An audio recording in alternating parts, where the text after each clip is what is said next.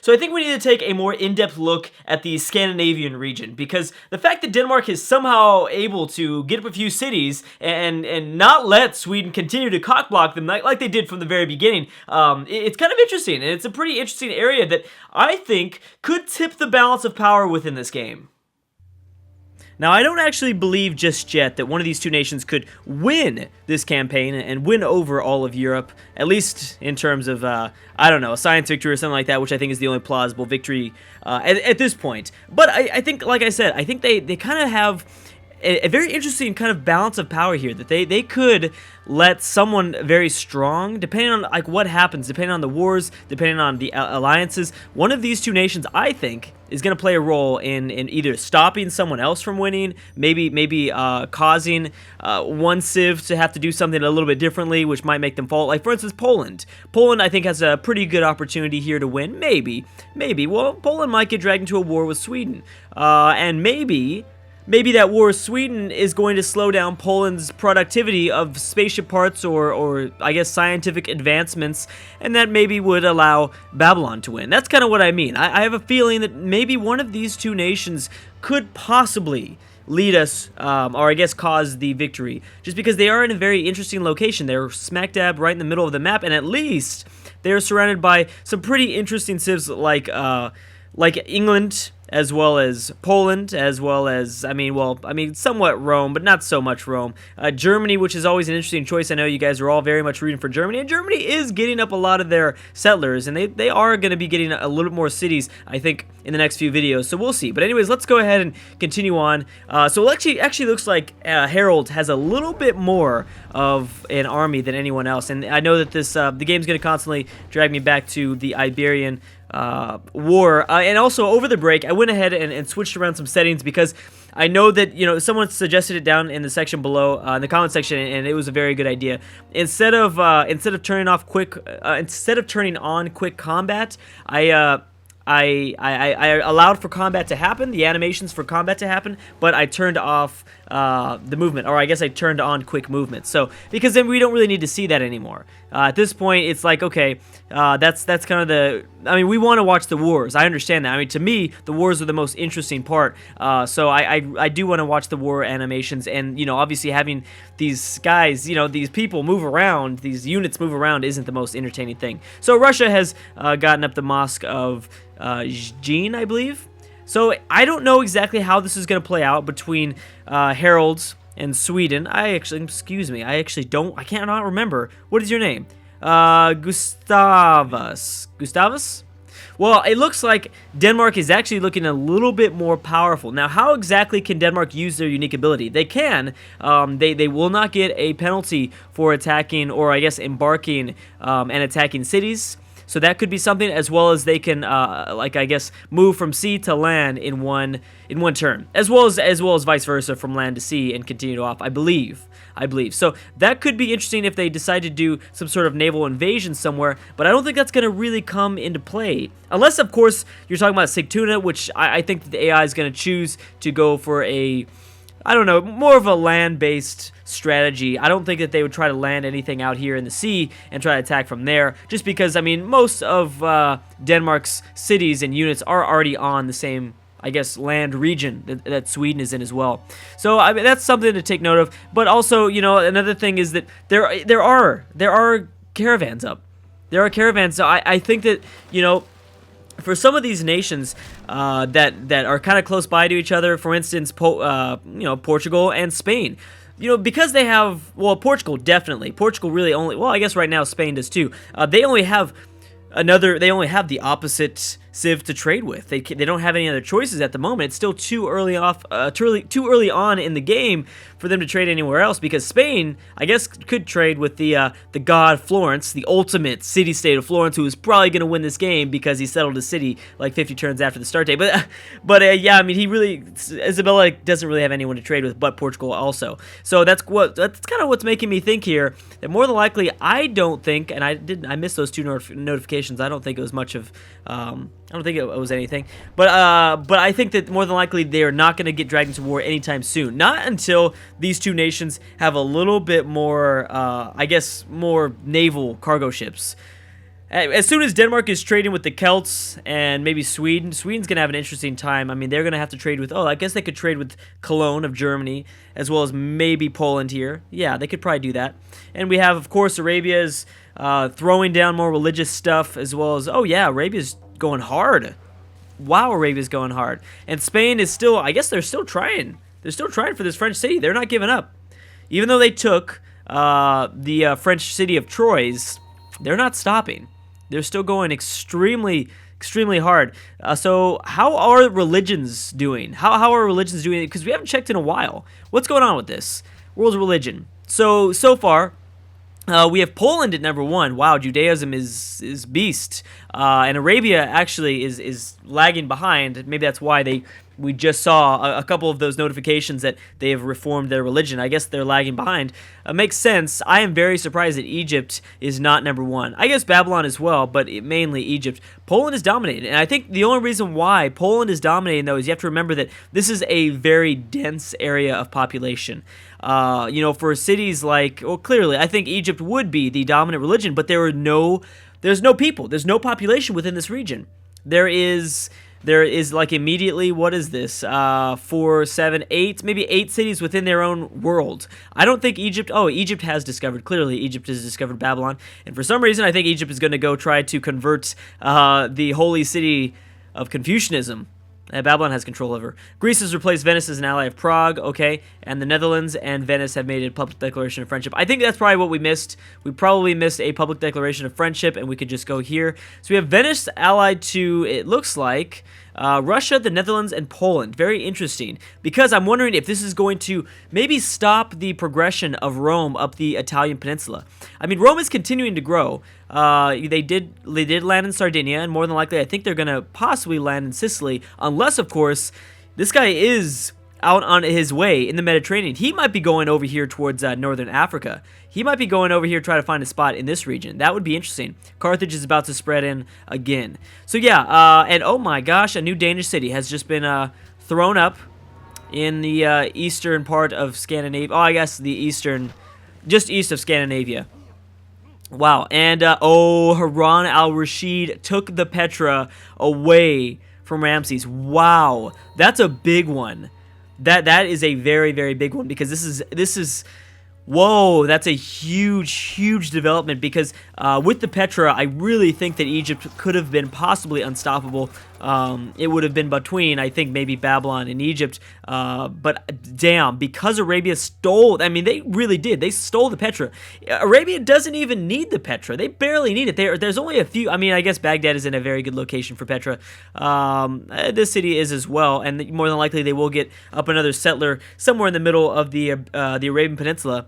But yeah, wow, that is a big development, because Egypt with the Petra could have been unstoppable, I really think. Although I don't know exactly where. Look at this, Egypt having control of a Mohawk warrior. I don't exactly know where another city that Egypt would decide to settle. There are scouts and cavalry coming out in that region and trying to figure out, I guess, what's going on in the Sahara Desert at the moment. And northeast Africa, that will be... They actually might. I mean, they've got a few good spots. Yeah, I mean, Spain's definitely not going to take Lyon from... Oh, Solomon just got up Notre Dame, which makes me think there that we will only begin to see more and more expansion from the Ottomans. I don't think we talked about this. I'm not sure. I can't remember, but they have settled another city in just almost getting right behind Russia. Almost getting right behind Catherine. So yeah, this should definitely increase Solomon's rate at building cities. I mean, there's no stopping him now. With Notre Dame, he's going to continue to grow. I mean, more than likely, maybe he won't continue to grow, but maybe it helped sustain. I'm sure he was at least in the negatives with the happiness, but then again, you never know, because the deity AI gets tons and tons of bonuses for happiness. So he might have been just fine. Who knows? But wow. Again, I like to focus on this region for now and kind of just look around at the units. I mean, one thing that I think that Sweden is going to have to do in order... It doesn't look like Sweden... Well, Sweden is actually going to slap down another city very soon. It doesn't look like Sweden, I think, is going to go to war anytime soon with Harold. So that's something, and Judaism is continuing to get spread throughout the world. Surprisingly enough, I don't think Judaism is that good of a religion, but because we talked about it, it's in such a densely populated area, it could easily just become the domino effect. That's the whole religious mechanic in this Civ 5 game. Is that in this Civ 5 game? In this game, religion is just kind of a domino effect. I mean, whoever gets almost every single time, whoever gets up the first religion is more than likely going to have the most dominant religion. That's not always the case, depending on, obviously, like Egypt is in a very good location. They also got desert folklore. Actually, Egypt did get up. I can't recall. I can't remember anymore. But I think Egypt did get up the first religion, so I guess that would only prove our point. Looks like Elizabeth is discovering what Sweden has got going on over here. We have another wonder that's been built. And Egypt. Oh, Egypt. Oh, no, Morocco's replaced Egypt. Okay. And this city-state is still going hard. Where was Rome going? I know that we were looking at that Roman settler. Oh, he is. He is going for North Africa. Oh, this is going to definitely bring some tensions between Carthage and Rome. I mean, I think that that's the ultimate choice. The problem with Rome is that they border a lot of very interesting nations like Carthage. Venice is not a threat at all. The city-states aren't necessarily a threat unless they're... Okay, well, Milan is actually allied to Rome, so they're really safe in terms of the north. But they have to worry about Greece, who has a very strong... Oh my gosh. The Romans do have a Roman siege tower right just south of Sparta.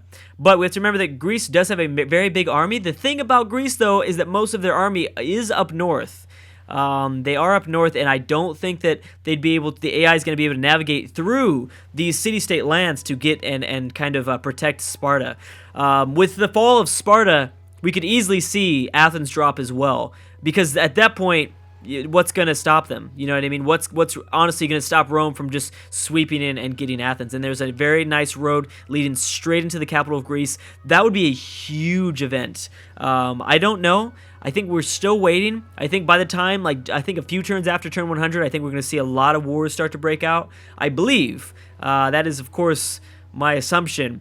But I think that we can see a lot of AIs all over the world start to really amass very big forces and begin to, I don't know, Poland is still number one in the lead in terms of score, and then Solomon, Ramses, Harun al-Rashid, Isabella, and Nebuchadnezzar. Nebuchadnezzar bringing in that 6th slot. Yeah, that could be interesting, but Rome definitely does not have enough units just yet to be able to take this on. And you know what? Carthage actually looks like she might be coming in for a sneak attack against Augustus Caesar. That would be interesting. Oh, Machu Picchu has been built. Machu Picchu has been built. Look at these Mohawk warriors. What city-state is supplying so many Mohawk warriors? I'm sure we could see if we check the diplomacy window here. Who is the... I imagine there's probably only one. Is it Belgrade? Is the only militaristic... No, there's a few. There's 2. Okay, so it's one of those 2. Wow, the Roman ballistas, they have been getting those up everywhere. And there we go. There is the English AI that I've been waiting for. Now, once again, England has her eyes off the Celts. This makes me think that if the Celts ever, I guess I wanted to say man up, but I think woman up, and decide to attack Elizabeth, I think they'll be able to take London. Because obviously England wants to go to war for Orleans. She wants to make her advancement here inside of mainland Europe. And she wants to start her... There it is, right there. She wants to start the 100 Years' War. This is it. I mean, 400 BC, about, what are we talking about? 2,000 years before? Yeah. Maybe 2,000. Yeah, a little bit less than 2,000 years before. But yeah, 100 Years' War. Here we go. And I think that they should be able to do it. They did make a landing. I mean, well, the thing is, France doesn't have much to defend themselves. I believe if Spain continues to make an offensive... Oh, see, that's the thing. Spain doesn't even need to make an offensive because the French AI is going to protect against Isabella and keep a lot of cities, or keep a lot of units defending in Lyon. So I believe that's going to keep Orleans up for grabs. I don't think anything but Orleans is going to drop. I don't think that Elizabeth has the army to be able to take over Paris. But I don't know. We will see. The Netherlands and Poland have now made a declaration of friendship, and Arabia has a new ally of Okay. Spain also has a very, very interesting navy. Portugal, what are you going to do with your settler? I don't know. Oh, I'm very interested to see. I think that we might see Elizabeth getting her first city inside of mainland Europe. That would be a huge, huge win for her. So yeah, again, Morocco still leads the world in terms of wonders, which is incredible. I didn't think that. There are a few. And not everybody has wonders. And then it's Russia, and then it's Rome. Wow, Ramses only has 2. You are dang. Who would have guessed that Ramses would only have 2 wonders by turn 100. That's incredible. I was not expecting that. Yeah, so now the AI really wants to continue to continue to settle. And as we can see, they don't have any more spots to really go. They really don't have any more spots to go. I know that I keep kind of focusing in on Western Europe. I don't mean to. It's just those are the only places that I really, a lot of the wars have broken out. I mean, yeah, we focused a little bit on the Ottoman and Arabian War for a little bit there, but the camera drags me over to wherever the war and action is happening. So I will try to make more of an effort in the future to continue to settle. I mean, focus in on Eastern Europe as well. And oh my gosh, is that another? No, Izmir has been there, right? No, I don't think Izmir has been there. It only has a population of 3. Yeah, they just slapped that down. Ottomans just got another freaking city. Jeez, that's just scary. You know, in the last video, I was just talking about, I guess AIs that I thought was going to win, AIs that I thought I could eliminate from this game. I'm going to have to completely scrap all of those ideas because it really also depends on, we're going to see like this second effort of settling very soon. Right now, we're going to see like this second effort throughout the world of settling for these AIs, and it's going to be interesting because the Ottomans are still going hard. They're still going hard, and Arabia's got their next city, and that's gonna bring a lot of border tension with the Ottomans. More than likely, I don't think Arabia is gonna keep this city. There's no way. The Ottomans are definitely going to push that back, I think, and probably steal away that city. Let's see if Elizabeth can get the job done. It's gonna be interesting. Oh my gosh, look at those composite bowmen coming. Well, the problem is if they don't have any melee troops, then they will not be able to take it. If they don't have any melee, well, they've got 1 pikeman. That should be strong enough. There it goes. Okay, so now you're starting to make a landing. You're bringing in more of your boats. The Celts might siege this opportunity to see. I mean, the southern half of the British Isles is very weak right now. It's incredibly weak, and I imagine that the Celts have got to be notifying that. Even though, I mean, because first of all, the Celts have got to realize that she realizes that Elizabeth is at war with Napoleon, and she knows the numbers. She knows exactly how many units Elizabeth is losing exactly. So that's something to keep in mind. That maybe this will push her into war a little bit faster. Wow, and the city-states are also getting very, very powerful. Research agreements are going on all over the world because, I mean, it's only turn 101, but we have, wow, look at this army of Celtic missionaries coming in, trying to grab that top religious slot, and they're going to have a lot of really, I guess, atheist cities to grab a hold of, because for some reason Poland hasn't decided to spread Judaism over towards its west. They've really focused out here in Russian lands, but actually not even getting into actual Russia, but modern day Russia stuff. And that's something in the next video I'm going to go ahead and focus a little bit on Russia, because try to figure out exactly what she's doing. She's doing a lot of wonders. She's playing very tall, which is unlike the AI, which is very, very much unlike the AI. I don't think that that's how she's supposed to be playing. And are you going to take it? No, not yet. Oh, you're not going to take it. You're going to run out of melee units, aren't you? Yes, you are. France is going to look weak, but really at this moment, there's only a few civs that can take out France, and that's Spain, Portugal, and England. I don't think that the Celts are going to be able to really coordinate a good enough attack to go all the way out to the west and move just south of Nottingham to roll into Orleans. I seriously doubt any sort of possibility like that. Poland still remains number 1. The Ottomans, Ramses, Harun al-Rashid, and Isabella bringing up that 5th slot. Who is down at the very bottom? We have Venice. Okay, yeah, of course. Poor Venice. And then Napoleon bringing up the third, well, I guess the second to last spot. But anyways, guys, I'm gonna have to stop right there. We're gonna focus on Russia in the next video, and I guess at some point we should definitely focus on a little bit of Venice, because he has the opportunity of really grabbing a whole lot of land. It looks like Greece has maybe detoured Augustus from going to war, because we no longer see any sort of Roman troops anymore in the Baltic region. Maybe there might be a very, very soon war breaking out between Carthage and Rome, but that'll be some historical ironicness or something. I don't know. I don't know English. Anyways, guys, thank you so much for watching, and I will see you guys next time.